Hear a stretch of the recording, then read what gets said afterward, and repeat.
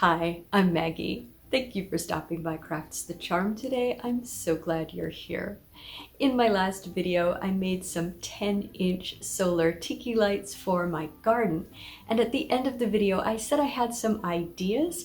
One of those ideas was for a more impactful light.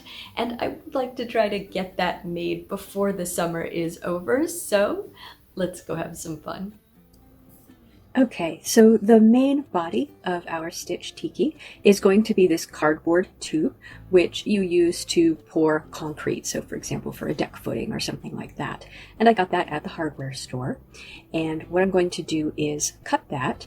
This one happens to be 8 inches in diameter, and an 18-inch tall piece felt like the right proportion. This is difficult to cut. I used my box cutter knife and it went slowly. I'm not sure how folks actually cut these. Maybe a saw would be better. Now what I'm going to do is just a sort of a rough sketch of the face, just so that I can figure out where to position the arms. So this is just, as I said, a general sketch. I started with the nose, figured out the eyes, and then from that figured out where I wanted the arms to go. I'm going to do a version of Stitch from Lilo and Stitch, and in this version Stitch is going to have all of his arms or legs, all of his limbs out. So Stitch, as you probably know, has 3 sets of legs or arms. So I'm going to have 2 sets of them coming out like their arms, and that's so he can hold more torches. So I ended up putting the arms up roughly 5 inches and 10 inches on each side. Now I'm going to use both pool noodles and foam insulation on this piece. I'll use pool noodles for the arms.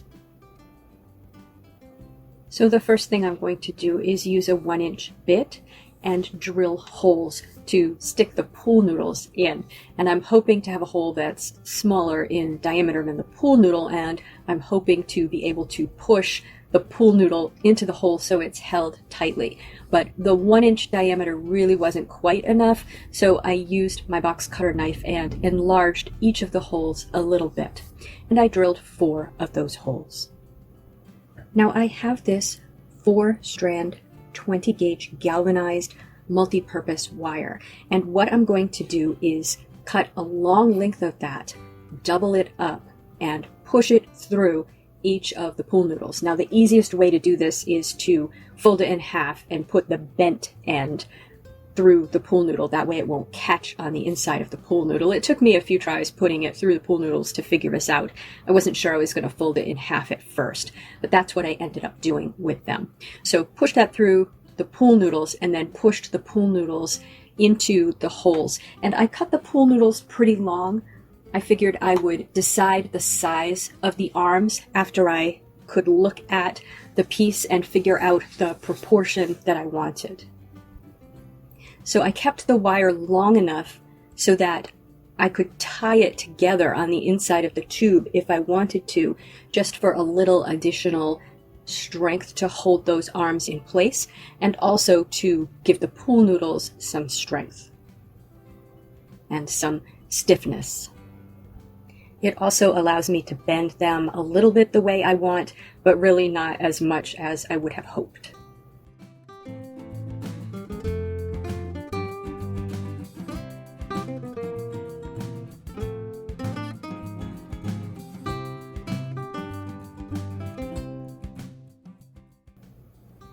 Now I'm using foam insulation to make Stitch's ears, and this is similar to the foam insulation that I used for the small tikis. It's a little bit smaller. I like the foam insulation because it's very dense compared to a pool noodle.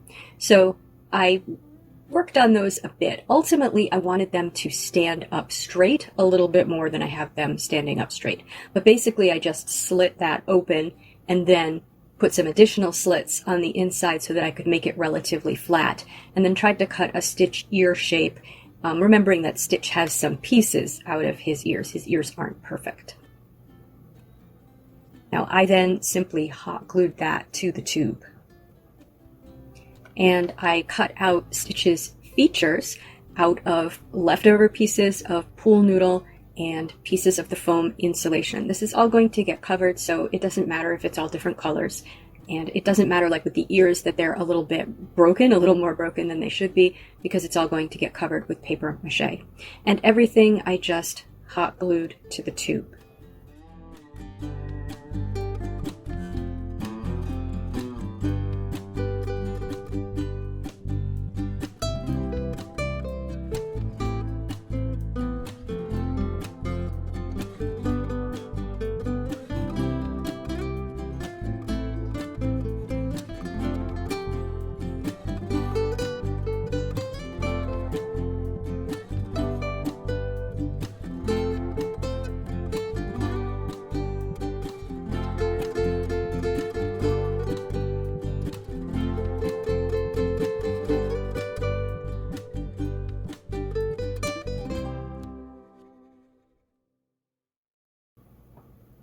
Now with many of these features, because this is sort of a larger scale piece, I doubled up the foam. So I put on one layer of foam, but then I built up some additional foam just to make it stand out a little bit more. And this first mouth that I put on is too small, I decided. So after I made this mouth, I just ripped it off and then I put it back on where I thought it should be.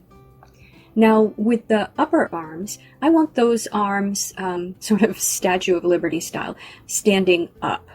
So what I decided to do was drill holes behind the ears and take the wire that was sticking out of the arms and put it back through the tube behind the ears and sort of tie it together on the inside of the tube. And this holds the arms up. I'm going to stick the tiki torches in the hole of the pool noodle. And I figure the wires will be pretty invisible behind Stitch's ears. So I gave Stitch eyes and sort of that area around his eyes, which is a different color. I gave him a nose, a mouth, and then for his lower limbs, his little feet, I just gave him sort of tiki feet. So really just, they're sort of the knuckles of his feet at the bottom. And I started with 3 and then just decided it didn't look substantial enough to hold the tiki up. So I ended up adding another little knuckle.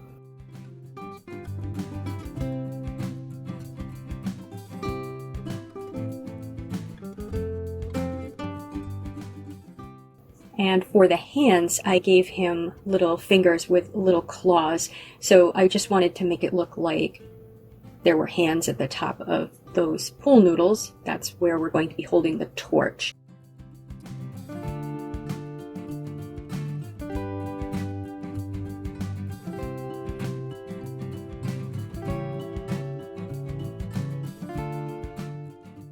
And then for the lower arms, the torch is going to go through the pool noodle top to bottom, so I cut a little hole through that and wrapped the fingers around that, the actual hole in the pool noodle.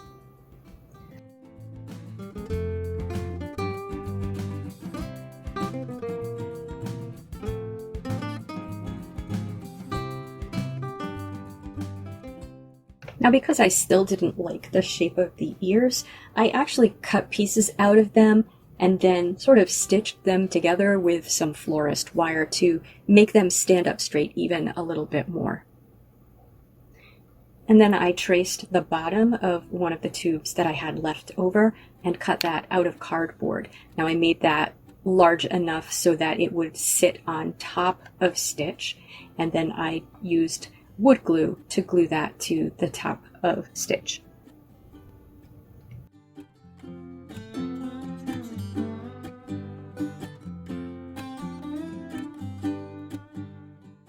With the top of him in place now, I can give him his hair. So I cut some pieces of hair and put them on the front of the head.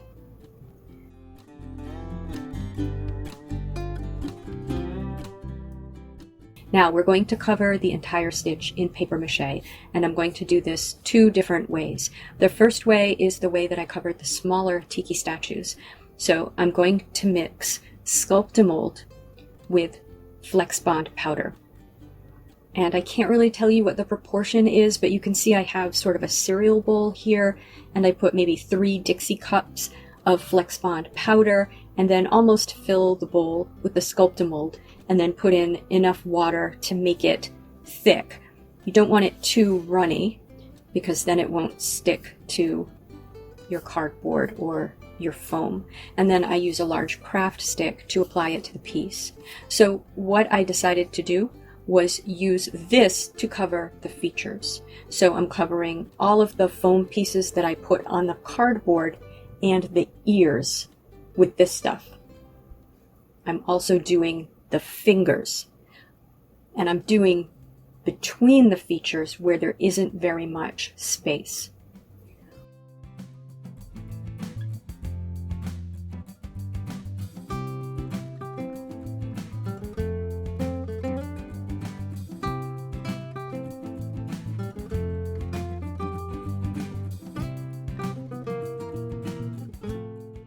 Now I ended up cutting some smaller discs of cardboard and gluing those to the top of the larger disc of cardboard on the head.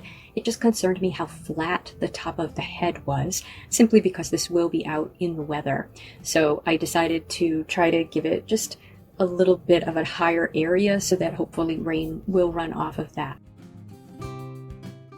For the rest of stitch, I'm going to use the Flexbond powder mixed with water, and then I'm going to use strips of newspaper and do a more traditional paper mache. And I found the easiest way to do this was to rub the mixture on the tube or on the arms, and then wrap the newspaper around, rip it to size, and then put more of the mixture on top of that and get it as flat as possible. I'm also trying to do a wood grain with it, so I'm going vertically on the tube body and around the arms. And I did this in several stages. And I did find when I was applying the paper mache mix that a very stiff paintbrush was helpful for getting into small spaces. And I should mention, you will see me wearing a respirator in some of these videos, and that is because the Flexbond powder is something that you should not inhale. So I just wore a respirator the whole time I was working with it because I kept mixing up additional paper mache mixture as I went. Now, once the statue is completely covered with paper mache, and I also made sure that I did the bottom and went into the inside of the tube a little bit. So that's the place that I think these statues have the most opportunity to have moisture get in. So I want to make sure always that I get the bottom of it done very well. Once it is completely done, I am going to paint this with dry lock concrete and masonry waterproofing paint. Now this is the paint that I've seen a lot of people use to make tombstones. And when I made my tombstones last year, I did not buy this paint. I was cheap. I might make more tombstones this year, and I will definitely use this paint. So I am going to completely cover stitch with this paint, and once it has dried, I am also going to paint the bottom and into the inside of the statue.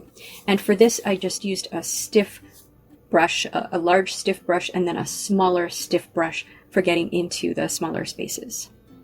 It is helpful too, when I was doing the inside and the underside, I could see underneath the arms, and I was able to see a lot of spots that I missed.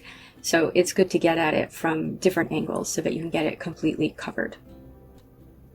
So once that paint had dried, that's not the base color that I want, I gave it a coat of spray paint. And I love this spray paint. It's only $3 a can. I got it at Lowe's. It's called Project Source, and the color is flat black. So it took me, I think, about an hour and a half to paint stitch with the dry lock paint, but the spray paint was very, very quick, and I think I did 2 coats. So what I want to do now is to give it a sort of a wood look. So I'm just using the brown paint that I have on hand. I had some brown paint from the Dollar Tree, so I may as well use that up because I don't really love the color of it. I mixed it with some black to get a darker brown, and I also had some just straight black paint and some burnt umber paint.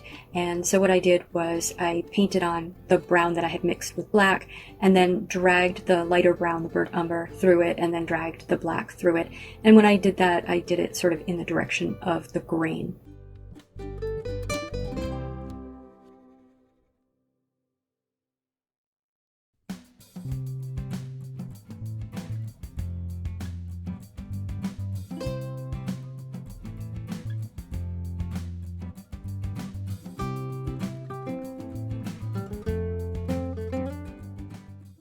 After, though, I decided that I had gone too heavy with the brown paint and I lost the sort of shadows by going so heavy. So I did put a little bit of dark paint back into the lower areas. So inside the mouth and around the nose, inside the eyes, like that.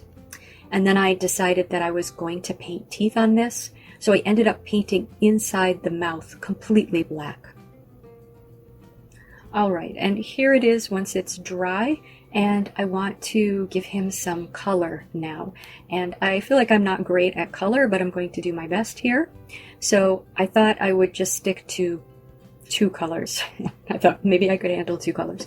So I'm going to use this Folk Art Home Decor chalk paint in Cascade, and I'm going to use this denim blue chalk paint that I got at JoAnn's. And I picked these colors because I like them, and because Stitch is sort of blue and purple, so I thought we'd pick blue. Now, in retrospect, I kind of wish that I had picked some warmer colors, so like reds and oranges and yellows. I do like these colors, but I feel like I would rather have warmer colors in my garden. But hopefully you're better at colors than I am, and you can paint your statue whatever colors you like. I did use a flashlight too. I'm having some lighting problems in my room here. So I just used a flashlight to help me get into the cracks of this and the crevices.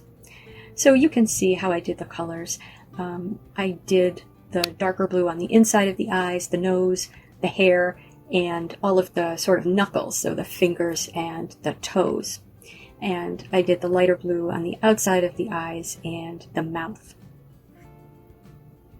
I also outlined the ears in the lighter blue.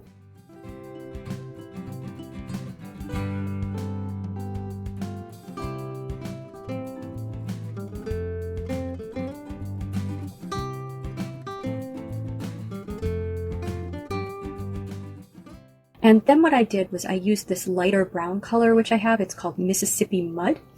And I dry brushed over it with the Mississippi Mud. So got a little bit of paint onto my brush, got a lot of the paint off, and then went against the grain so that I could pick up the highlights. You can see one spot on the front where I was way too heavy with the dry brushing. So that sort of shows you what happens when you go too heavy with the dry brushing. I went back and painted over that with the darker color to soften it a little bit. Okay, finally, I cut some teeth out of paper because I really wasn't sure if I wanted to put teeth in this or not, so I thought I would sort of see what it looked like and decided I would give it a try. I am going for a sort of a whimsical look here with the teeth. I didn't want it to be too scary. There's a piece of art that's for sale at Disney with a Stitch with some sort of whimsical teeth that I was imitating here. It's a Stitch tiki. Now, the one that I'm imitating, it has only 2 teeth at the top. But I ended up putting more teeth at the top, and not all of the teeth are sharp, so I was imitating it somewhat with that. But basically I just used a very fine paintbrush because I was very nervous about painting these teeth because of the texture of this piece. But I just used a very fine paintbrush, and this is just apple barrel white acrylic paint, and I just kind of randomly painted some teeth in there.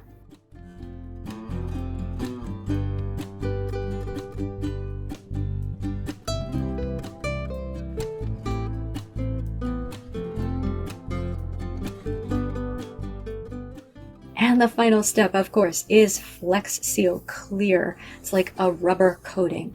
So I took him outside and gave him a light coat of FlexSeal. You may remember if you watched my other video that I went too heavy on Hey Hey's tail. And when you do that, you lose the features of your piece.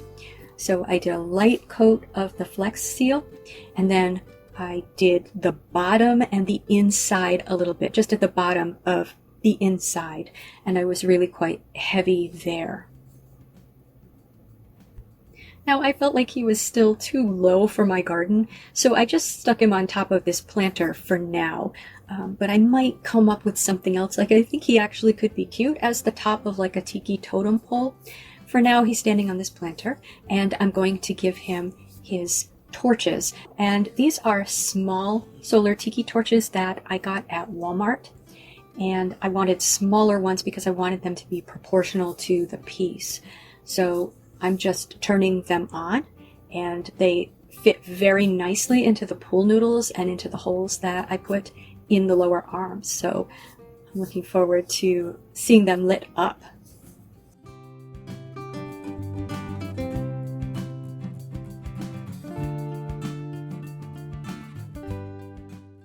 So here is Stitch in the day.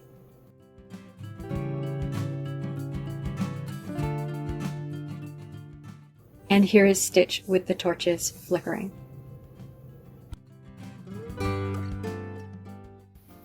So what did you think of our sort of larger scale solar tiki light? I really like the way that it looks at night with the torches flickering. That is the look that I was going for, so I'm pretty pleased with it. I don't know about the colors that I chose. I'm not that good with color, and I'm wondering if I should have chosen something warmer instead of trying to make something that looks more like Stitch. But I'd love to know what you think, what you would have done with the colors, or if you would have made a completely different character. Please tell me in the comments. If you liked this video, please give it a thumbs up. And if you enjoy this sort of content, please subscribe to Crafts the Charm. Thank you for spending time with me today. Take care.